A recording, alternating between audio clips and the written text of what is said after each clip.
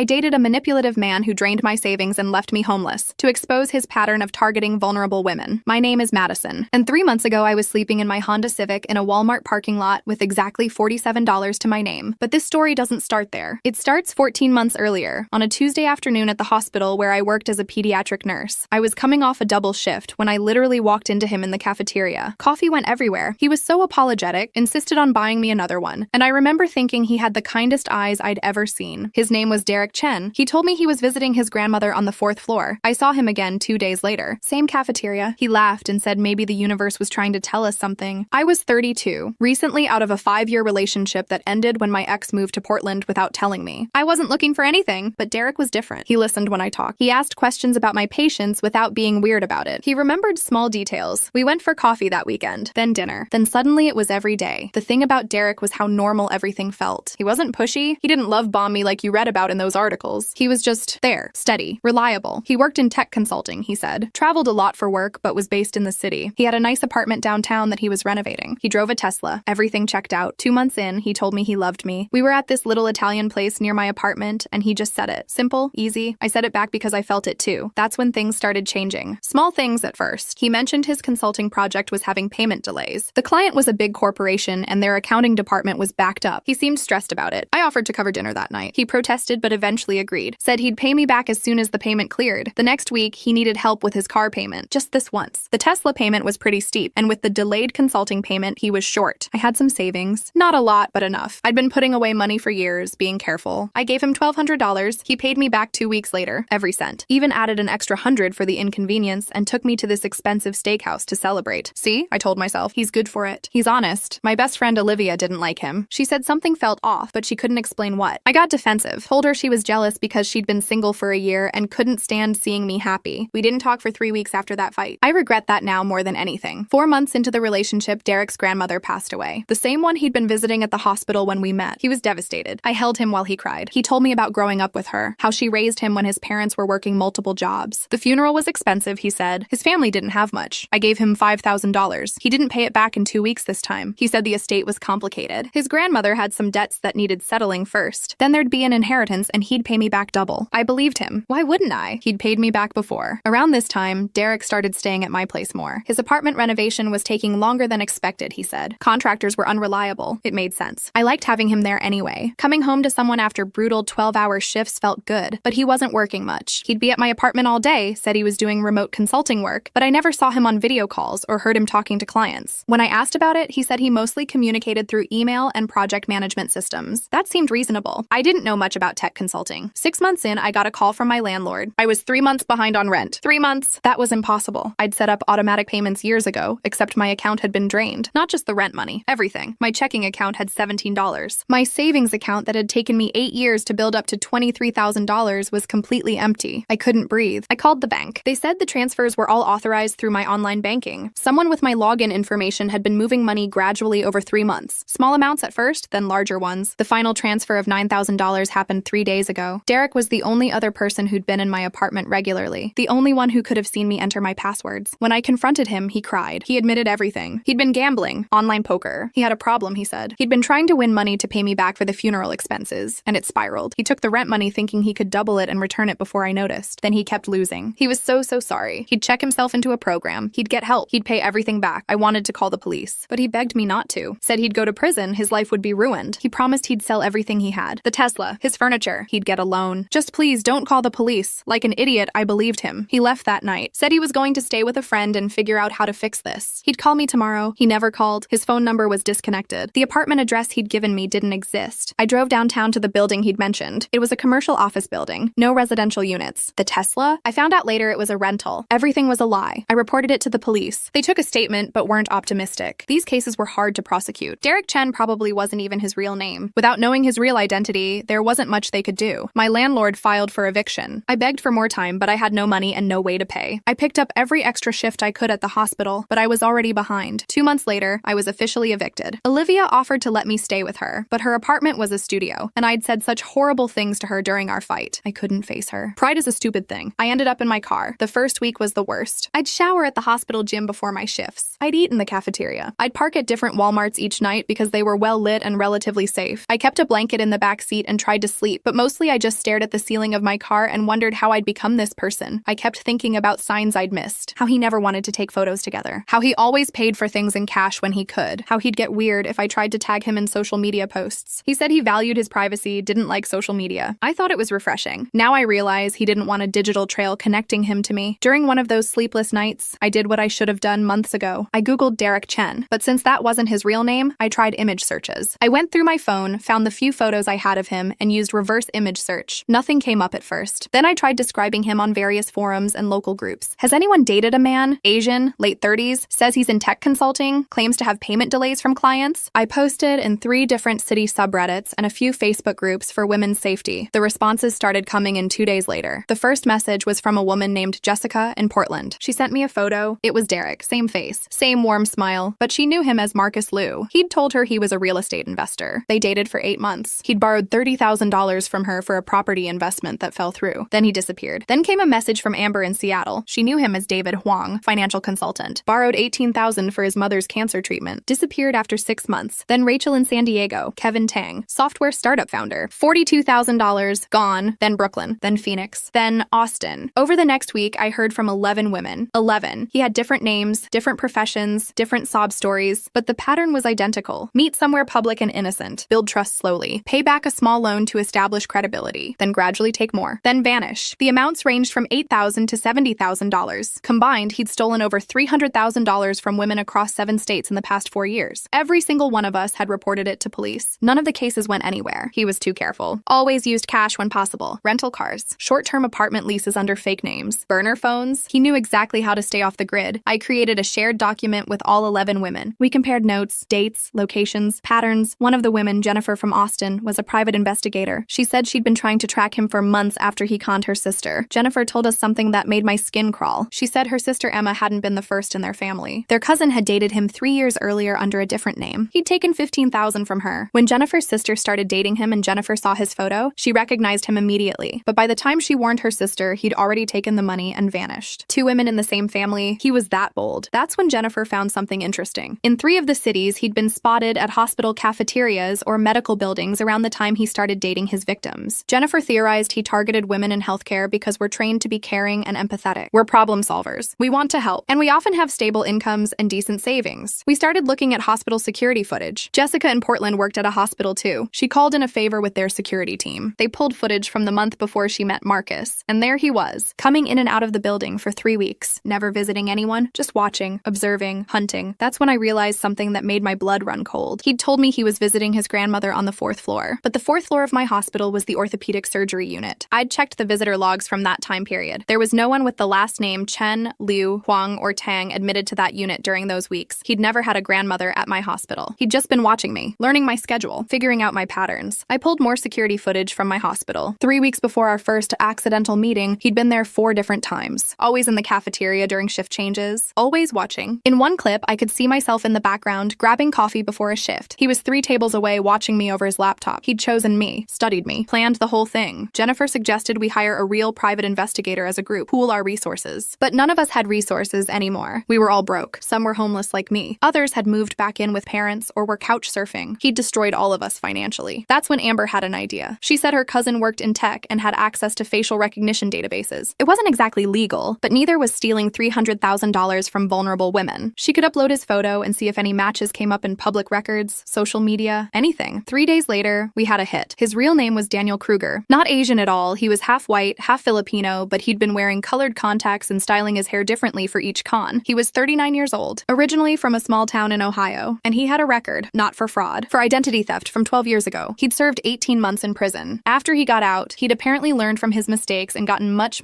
better at not getting caught. But here's where it got interesting. Jennifer found his current address through a property record. He owned a house, in his real name, in a suburb 30 miles outside the city where I lived. He owned a house. While I was sleeping in my car, the 11 of us had a video call that night. We debated what to do. Go to the police with this new information? Confront him ourselves? Expose him online? Rachel, the woman from San Diego who'd lost $42,000, said something that stuck with me. She said the legal system had failed all of us. Even with his real name and address, the chances of getting him prosecuted were slim. These cases were civil matters, police said. We'd have to sue him individually, which required money for lawyers. Money we didn't have because he'd taken it all, but we could warn other women. We could make sure he never did this again. Jennifer suggested we gather evidence first. Real evidence evidence, proof of the pattern. She said if we showed up with documentation of 11 victims across multiple states, all with the same MO, maybe the FBI would take interest. This crossed state lines. This was wire fraud. This was bigger than local police departments, so we got to work. Each of us filed formal police reports in our respective cities, making sure to mention the pattern and the other victims. Jennifer compiled everything into a detailed case file with timelines, photos, bank statements, text messages, everything. Amber's tech cousin helped us track down even more victims through facial recognition and social media patterns. We found 6 more women who'd been too ashamed to come forward publicly, 17 victims, over $450,000. One of the new victims we found was a woman named Melissa from Denver. She was different from the rest of us. She was wealthy. Family money. Daniel had taken $70,000 from her, but she had more. Much more. When Jennifer contacted her, Melissa said something that changed our whole strategy. She said she'd hired a forensic accountant after Daniel disappeared. The accountant had traced some of the money. Daniel wasn't just spending it on himself, he was investing it. Real estate, stocks, cryptocurrency. He'd turned the stolen money into legitimate assets worth potentially millions. Melissa offered to fund our investigation. She wanted justice, and she had the resources to make it happen. With her backing, we hired a real private investigator. A good one. Former FBI. His name was Robert. He'd spent 20 years investigating financial crimes. He took our case pro bono after Melissa covered his initial fees. He said this was exactly the kind of organized fraud the FBI should be pursuing. Robert did in 3 weeks what we couldn't do in months. He traced Daniel's financial network, found shell companies, offshore accounts, property holdings in 4 states. Daniel had been running this con for at least 8 years, not 4. We'd only found victims from the past 4 years because those were the ones recent enough to remember details and still be looking for answers. Robert estimated Daniel had stolen between $2 and $3 million over his entire operation. While we were building the case, I kept watching his house. I was living in my car anyway. His house became my parking spot. I watched him come and go. He drove a different car now, a BMW. Nice house, nice car, nice life. Built on our savings. Built on our trust. I took photos every day. Documented his routine. When he left, when he returned, who visited. Robert said good surveillance could help establish patterns. I saw him leave every few days with a small suitcase. Going on hunting trips, I assumed. Finding new victims in new cities. One night, around 2 in the morning, I saw something strange. A man arrived at Daniel's house. Younger, maybe early 30s. He had a key. He went inside, stayed for about an hour, then left carrying a large duffel bag. I took photos of the license plate, sent them to Robert. 2 days later, Robert called me. The man's name was Thomas Brennan. He had a record too. Computer fraud. He'd served 3 years in federal prison and got out around the same time Daniel did. They'd been cellmates. Then one night, I saw something that changed everything. A woman arrived at his house. She had a key. She let herself in like she lived there. She was young, maybe mid-20s, pretty. She stayed for 3 hours, then left. I followed her. I know I shouldn't have, but I did. She led me to an apartment complex 20 minutes away. I watched her go inside, then I did something crazy. I waited until morning, and when she came out for her morning coffee run, I approached her. I told her my name was Madison, and I needed to talk to her about Daniel. She went pale. Her name was Chloe. She'd been dating Daniel for 6 months. He traveled a lot for work, he'd told her. Business consulting. They were engaged. He'd proposed 2 months ago. He'd also borrowed $26,000 from her. For a business investment opportunity, he was going to pay her back next month when the deal closed. I showed her everything. The document with all 17 victims, his real identity, the police reports, the pattern. She threw up in the parking lot, then she got angry. Really angry. Chloe was a software engineer. She was smart and she was motivated. She told me she had access to monitoring software for some projects she'd been working on. She said if we could get into his house and install something on his computer, we might be able to track his communications, his bank accounts, everything. It was illegal. Extremely illegal. I knew that, but the legal system had already failed 17 women. I'd lost everything. I was sleeping in my car, and he was out there right now, probably charming some new woman in some new city, preparing to ruin her life. Chloe still had a key to his house. We went in on a Thursday afternoon when we knew he was flying to Chicago. Chloe told him she'd water his plants while he was gone. We had maybe 4 hours. His house was immaculate. Expensive furniture, art on the walls, a wine collection, a home office with dual monitors and a gaming chair, all paid for with stolen money. But what really got me was the bedroom. There were photos on his nightstand. Him and Chloe, smiling, happy, in love. It looked exactly like the photos I used to have of us before I deleted them all. Same poses, same fake warmth in his eyes. He'd even taken her to the same Italian restaurant where he'd told me he loved me. Chloe saw the photos too. She picked up one frame and stared at it for a long moment. Then she threw it against the wall. Glass shattered everywhere. We cleaned it up. Had to make sure he wouldn't know we'd been there. Chloe installed her monitoring software on his laptop and desktop. She said it would give us access to everything. Emails, messages, browsing history, even keystrokes. We'd be able to see every move he made online. We left everything exactly as we found it and got out. For 3 days, nothing interesting happened. He returned from Chicago. Normal emails. Normal browsing. He was researching Nashville, probably his next hunting ground. Then on the 4th day, he got an email from someone named Thomas. The email said, "Package delivered." She took the bait. "We'll have full access by next week." My stomach dropped. There were more emails. Daniel wasn't working alone. Thomas was his partner. They'd been running this con together for 6 years. Thomas would do research, find potential targets, create fake social media profiles to learn about them. Daniel would do the actual conning. They'd split the money 60-40, with Daniel getting the larger share since he took the bigger risk. But it got worse. There were spreadsheets. Actual spreadsheets tracking victims. Names, amounts stolen, dates, locations, risk assessments. Notes about which women seemed likely to report to police and which ones wouldn't. One column was labeled vulnerability score. It rated us. Rated how vulnerable we were. How easy we'd be to manipulate. I found my name, Madison Reeves. Vulnerability score, 8 out of 10. Notes. Recent breakup. Close friend, but can be isolated. Stable income. Estimated savings, 25K. Low risk of prosecution. Too ashamed. Wants to believe in love. He'd calculated everything. Even my shame. There were 42 women on that spreadsheet. 42. We'd only found 17. Total amount stolen was over $1.2 million.